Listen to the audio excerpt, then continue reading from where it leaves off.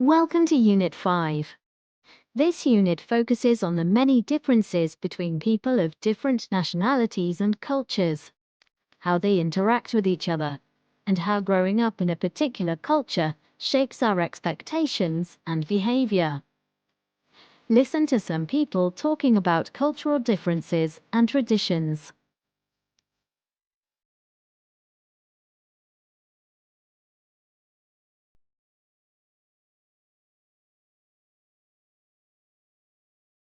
I think all countries, even from the Netherlands, Belgium, Flanders, where we speak the same language, is already a huge cultural difference. I've been there for my work, and the Dutch are quite straightforward and direct, and even the Belgians are much. It's a really different way. So it looks more or less the same, but it isn't. I think also Ireland and Britain is quite different. I don't want to be rude, but it's. I felt very comfortable in Ireland because maybe it's a small country, and also even here it's very nice and beautiful. But it's let's say the English dominance of the world in the past has also given them a certain attitude. So one of the main things I noticed when I came was that people don't look at each other in the street here. People seem shyer, a bit more closed off. The stereotype, I guess it fits. Greeks are a little more confident maybe, or just, less shy, less worried about socializing.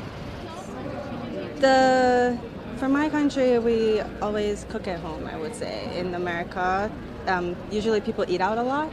So that's like a big difference. It's more like home-cooked meal than going out. We don't really, I would say the thing about coffee and smoking is not a thing in Jamaica that much. I don't know if it is now, but when I was there, that's like a different thing. You know, in America, first thing is coffee and smoking, so that's another. I think Americans complain less at work and in private. When you take a cab in Europe or in the UK for that matter, complaining about things with colourful language is part of the culture. If you do the same thing at work, do you in think the Americans US, complain less? Oh yeah, you can't complain like that at work. Like people will get afraid. Yeah. Chinese people, they are very open-minded. If they feel if you feel like we're safe, so just spend some more time. Then I think we will get along with each other pretty well. Yeah. Vocabulary choice.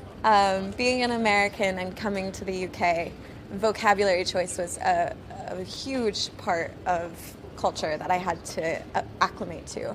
I use now more UK British vocabulary than I do American, and so using words like quite and a boot instead of a trunk and things like that are vocabulary words that I had to get used to, and people would laugh at me for what I would say, and that was something that was strange to me that I had never experienced before, and interesting.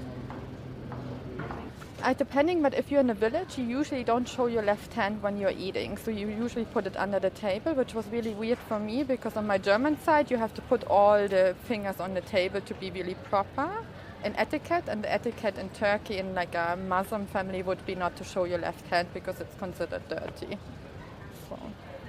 If you're in a lift in the UK, people tend to keep to themselves and remain quiet. If you're in a lift in Ireland, whether you want to or not, somebody will engage you in conversation. And that's probably one of the biggest differences. In some ways, there's less cultural openness in Canada than here. You can buy drink and food and wine and beer and everything in the grocery stores. In Canada, that's not possible. It takes a little longer here for people to become friends, I find, and you need lots and lots of encounters and being very superficial before you get into something, more intimate, while Brazilians can go there quite quickly. I think people here are more friendly. Yeah, whenever you see people, they are smile. You feel that they are all of them friendly and outgoing and social. Yeah, maybe you can't find this touch in our country. That's it.